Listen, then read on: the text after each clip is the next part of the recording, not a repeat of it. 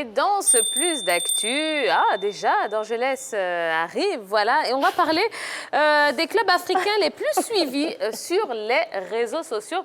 Le premier, c'est le Al Ahly d'Égypte, le grand, le tout-puissant Al Ahly avec 27 millions d'abonnés. Deuxième, Zamalek d'Égypte, 12 millions d'abonnés. Le Raja Club Athlétique du Maroc, 6 millions d'abonnés. Et puis Orlando Pirates, oui. L'ennemi de la SEC Mimosa, 4 millions d'abonnés. Oui. Pyramide FC d'Égypte, 3 millions d'abonnés. Wydad Athletic Club du Maroc, 2 millions d'abonnés. Les Simba de la Tanzanie, 2 millions d'abonnés. Et puis le club africain, Tunisie, 1 million. Masr FC d'Égypte, 1 million d'abonnés. Tia, c'est tout. Et merci beaucoup, Dorgelès. Vous revenez un petit peu plus tard dans l'émission. Alors, premier constat. Aucun club ivoirien dans le top 20. Est-ce que c'est étonnant? Monsieur Yassé. Ce n'est pas étonnant. C'est un constat qui est juste, mais qui s'explique. Si vous regardez l'histoire du football en Côte d'Ivoire, vous avez une période faste qui va de 90 à 2002. Au cours de cette décennie, on a gagné toutes les compétitions africaine organisée par la CAF. C'est bien ça. L'Africa a gagné la Coupe des vainqueurs de Coupe en 92, la Super Coupe en 93, le Stella a gagné la Coupe CAF en 93, la SEC a gagné la Ligue des Champions en 98, la Super Coupe en 99. Ouais. Entre deux, on a eu des défaites en demi-finale, en finale, on a eu des accidents, notamment avec Orlando Pirates, mais on était au sommet du football africain. Et ça a été possible parce que le public était là. Et il y a eu la crise, économique, la crise sociopolitique qui a duré et qui a fait qu'il y a eu une désertion du public et les clubs se sont retrouvés seuls. Il ne faut donc pas s'étonner qu'au moment où on fait le point, on constate que le nombre d'abonnés de nos clubs est très faible, mais c'est un axe d'amélioration et c'est déjà bien de voir qu'il y a une forte marge de progression et on salue le fait que la SEC et le CEWE déjà soient dans ce classement en bonne position, on peut mieux faire. Voilà, c'est clairement logique ce que M. Yassé dit, parce que c'est la réalité qui se transmet sur les réseaux sociaux. Combien de nos clubs sont suivis par des supporters? On arrive au terrain, à part les actionnaires de la SEC Mimosa ou ceux de l'Africa, des supporters de l'Africa, combien sont ces personnes-là ou ces supporters-là qui arrivent sur le terrain pour supporter leur équipe, leur club? Donc, c'est la réalité véritable de nos championnats, c'est la réalité de nos clubs qui transparaît sur les réseaux sociaux. Il y a des gens de mauvaise foi. Hein. Il y a un ami, lui, il est toujours couché à la maison. Quand il s'ennuie, il s'abonne sur les pages des clubs. Et puis après, quand il est fâché, il se désabonne. Ah, il s'abonne, il se désabonne. Oui, mais ils n'ont qu'à bien jouer aussi. Hein, parce que voilà, on s'abonne quand ça va et puis on se désabonne quand ça ne va plus. Voilà. Hein. Mais en même temps, tous ces clubs-là qui sont dans le haut du tableau sont des clubs très riches et qui communiquent bien quand même. Ils ont des grands moyens de communication.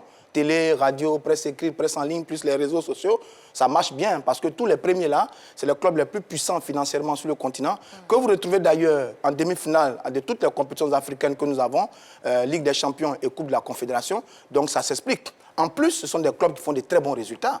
C'est eux qui gagnent le Al Ahly depuis toujours, le Al Ahly qui domine le football continental.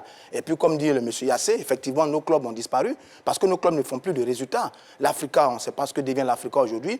La SEC s'est construite, mais les résultats ne suivent pas. Parce que là où on attend la SEC aujourd'hui, c'est à ce niveau-là qu'on attend la SEC Mimosa. Jouer régulièrement la phase de poule de la Ligue des Champions, la finale de la Ligue des Champions. À partir de ce moment, le supporter peut s'intéresser au club parce que le club a les résultats. Quand vous ne les avez pas, c'est terrible. Et là, on est 29e et 52e.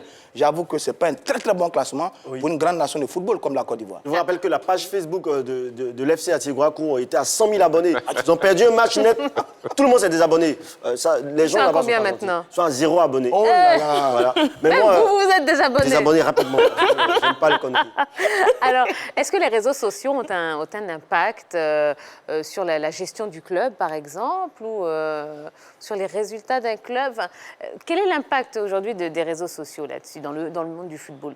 C'est un véhicule, un canal de communication qui permet de prendre la température, savoir ce que les supporters pensent. C'est un canal qui permet de créer le lien entre le club et les supporters, d'instaurer un échange continu, de faire connaître l'actualité du club. C'est aussi un canal qui permet de séduire des annonceurs, des sponsors, parce que quand on est en capacité de leur montrer qu'on a 357 000 abonnés, c'est déjà quelque chose d'intéressant, parce que ça veut dire qu'un sponsor qui nous accompagne, il aura 357 000 personnes qui vont connaître ses produits, qui vont suivre son actualité. Donc c'est vraiment un domaine dans lequel nos clubs doivent être actifs, plus actifs que ce qu'on constate aujourd'hui. C'est pour ça d'ailleurs que certains annonceurs sont sur l'image des sites de la Confédération africaine de football, parce qu'ils ont besoin de se vendre sur un espace où il y a du public. Mais le bon exemple au plan local, c'est sur le dernier derby, celui de la 11e journée entre la SEC et l'Africa, qui a eu du succès parce que les réseaux sociaux, justement, sont rentrés dans la danse. La SEC a créé un pôle numérique qui marche très bien. Je crois que c'est ASEC Mimosa Nouvelle Génération qu'il faut saluer, qui marche très bien, qui a essayé de réveiller un peu les actionnaires qui étaient endormis. Bon, les autres tentent dessus, on espère que ça va partir. Mais la vérité, ça marche bien. Et c'est l'un des éléments qui fait sourire M. Yassé. Oui, je souris parce que ce que vous dites rejoint les réflexions que nous avons. Et on imagine qu'on ne peut pas avoir un football fort sans renouveler le public sportif. Et si on veut renouveler le public sportif, il faut adapter notre communication au type de public jeune qu'on a aujourd'hui. Et pour cela, il faut être présent sur les réseaux sociaux. Il faut avoir des initiatives en direction des collèges, des lycées, des universités pour toucher le plus grand nombre. Il faut avoir une politique de proximité qui va nous permettre d'emmener le sport, le football en particulier, là où se trouve le public. Et si c'est sur les réseaux sociaux, il ne faut pas hésiter à y aller. Mais par rapport aux réseaux sociaux, on dit que les joueurs de la SEC sont bien à prendre les photos, toujours à sol béni, mais sur le terrain, on ne les retrouve pas. Ça, je pense que ces commentaires-là viennent de supporters de l'Africa. Je ne vais pas m'attarder là-dessus. À la vérité, allez, rapidement, parce qu'on va continuer. À la vérité, le meilleur élément de promotion, c'est le résultat. Vous savez que très peu parmi nous ici savent où se trouve le Nou Camp ou bien Bernabéu, on ne sait pas. Mais on aime le Real, le Barça, parce qu'on voit les 11 joueurs sur le terrain et on voit les résultats. Ouais, très bon jeu. Donc la meilleure promotion, c'est les résultats. Si vous gagnez, c'est-à-dire que si l'ASEC recommence à gagner la Coupe d'Afrique, à être parmi les meilleurs, TP Mazembe, Al-Ahly, ça va revenir. Malgré tout, s'il n'y a pas les résultats qui accompagnent... Allez-y, monsieur. Je sens toute la passion de Roger, mais il faut être indulgent. Il faut être indulgent et il faut saluer nos présidents de clubs qui, dans un environnement difficile, sans soutien financier important, alors que les milieux économiques ont déserté les milieux sportifs, continue de se battre pour qu'on ait une activité football de qualité ici. Si on a plus de moyens, on aura de meilleurs résultats. Ça aussi, il faut le dire. Parce qu'au moment où on gagnait de 90 à 2000, on avait soit des mécènes, soit des entreprises fortes aux côtés des clubs, ce qui n'est pas le cas aujourd'hui. Et le projet que nous avons vise justement à ramener toutes ces entreprises fortes autour des clubs pour reconquérir l'Afrique. Moi, j'ai une petite proposition pour M. Yassé. Pour reconquérir les jeunes, les adolescents, à aller au stade, à s'abonner sur les réseaux sociaux, il faut leur donner, après chaque match, des morceaux de pain avec un peu de sardines. C'est comme ça qu'on fait, hein, parce qu'on courant tout le monde. Hein. Moi, j'ai une autre proposition. Je pense que vous avez toute votre place dans notre bureau. Ah oui. Bravo pour moi. Je suis très content. Hein. Ce soir, je ne mange gagné, pas. Ah ben, bien sûr. Ce soir, je mange du poulet. Waouh. Très content. Mais vous auriez pu manger du pain comme on n'est pas avec... prêt à le laisser partir... Allez, deuxième partie de ce Plus d'actu. On va parler évidemment du coronavirus, mais de façon un petit peu plus positive. Tiens, aujourd'hui, Ronaldo et Beckham se sont retrouvés lors d'un live Instagram. Oui, pendant que Jojo parle avec son cousin Thiago Acro, et bien voilà, Ronaldo, il parle avec Beckham. Et ils ont décidé d'organiser un match de gala. Alors, on n'a pas... voilà, c'est l'idée qui a fusé comme ça lors de cette conversation publique.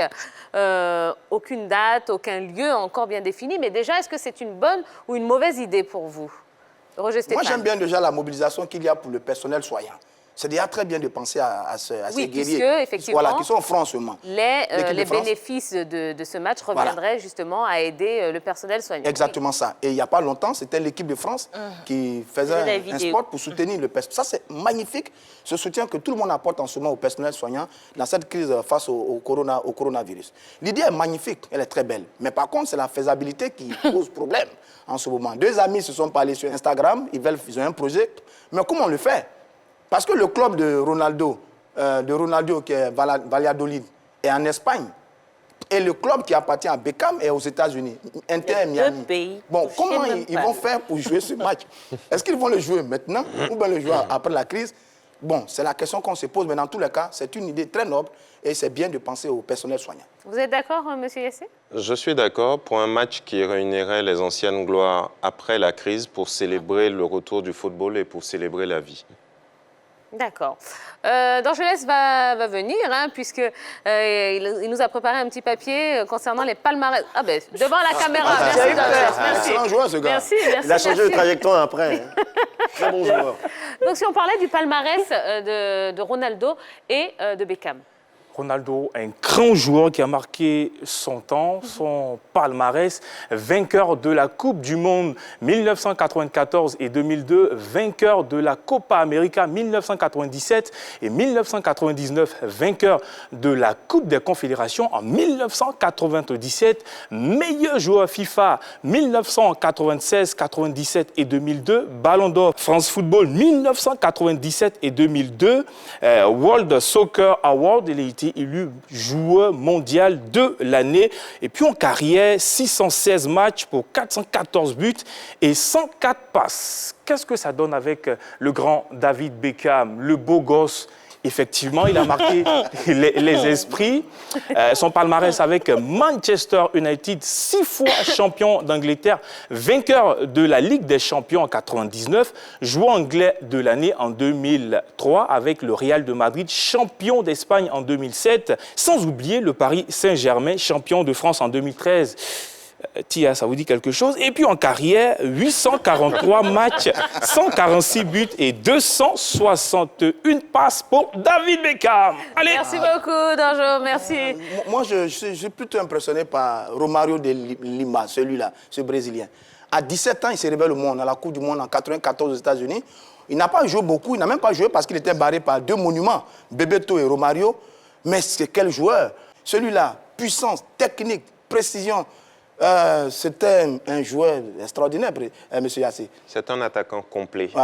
C'est un plaisir pour les yeux. J'imagine que c'est un plaisir pour les coéquipiers, pour les entraîneurs. C'est un joueur rare, exceptionnel, et je pense qu'il n'y a pas suffisamment de qualificatifs pour le décrire. Et on voit en vidéo, hein, pour les jeunes, oui, qui n'ont pas eu la chance de voir jouer Ronaldo. Et bien voilà ce que ça donne. Oui, Roger. Voilà, donc tous ceux qui pensent que Messi a inventé le football et que Ronaldo est son vice-président, voilà, Romario de Lima, flip-flop, crochet, puissance, il avait tout, ce numéro 9. C'était un joueur exceptionnel, capable tout seul d'enrhumer et d'embarquer toute une défense avec ses fameux dribbles. Il était un joueur magnifique et on est très heureux de savoir là qu'avec son ami David Beckham, avec qui il faisait partie des Galactiques, de l'équipe du Real de Madrid, avec les Zidane, les Luis Figo, les Roberto Carlos. Vraiment, c'est beau de voir de si grands joueurs se mobiliser contre le coronavirus en apportant leur soutien au personnel soignant. Bon, on ne va pas faire de jaloux, hein. On a aussi des vidéos quand même de David Beckham. Ça, c'est pour Yellow, parce que on sait qu'elle aime... elle cherche un mari footballeur. Bon, je peux me reconvertir. Il est déjà pris, celui-là. Je peux me reconvertir. J'aime aussi les banquiers, donc voilà. Ah oui. Alors, revenons au gala. Pour moi, c'est une très bonne idée, mais la faisabilité est très réduite. Pour moi, on aurait pu procéder par une pétition. On a un banquier avec nous, on aurait pu procéder aussi par paiement par carte magnétique et tout. Donc, pourquoi attendre forcément un gala pour réunir tous ces fonds pour moi? Non, mais est-ce que ce n'est pas aussi l'occasion, comme le disait M. Yassé, de faire quelque chose pour célébrer pourquoi pas la fin du virus? Maintenant, nous sommes dans l'urgence, donc on a plus besoin des fonds et puis après, on va passer à la célébration. Bon, si vous deviez organiser un match comme ça, vous l'organiseriez quand et comment? Il est clair que maintenant, compte tenu des barrières, des précautions sanitaires qui nous sont imposées, ça ne serait pas faisable. Par contre, après, je pense que pour célébrer la victoire sur cette maladie, célébrer la vie, célébrer le retour du football, ce serait une belle occasion de réunir les anciennes gloires. D'ailleurs, c'est peut-être un projet qu'on va essayer d'organiser ici en Côte d'Ivoire avec nos anciennes gloires. Merci pour la proposition. Pourquoi pas? Je vous en prie. Oui, pourquoi pas? Il a dit qu'il a... Ah, vous voyez, hein, on a des scoops, on a des infos dans la grande... Alors, on a de bonnes idées, décidément, surtout. on n'a pas eu le tort d'inviter le banquier. Parce qu'il y a un poste pour Jojo. Ensuite, il y a Yellow qui sera conseiller sur un projet, mais bienvenue, monsieur Yassé. Il ne reste plus que nous, hein. Non, on fait de la place à la jeunesse. Comme quoi. Bien dit. Bien dit. Allez, merci beaucoup. On vous tiendra informé, de toute façon, quand on aura un peu plus d'informations concernant ce match gala. Pour l'instant, on va laisser passer une toute petite page de publicité. On va se retrouver dans quelques instants, toujours avec notre invité de ce soir, monsieur Léon Siassé. Si vous avez des questions à lui poser, profitez de ce petit temps pour aller sur la page Facebook de la 3 et pour lui envoyer un petit message ou une petite question. On lui passera le message.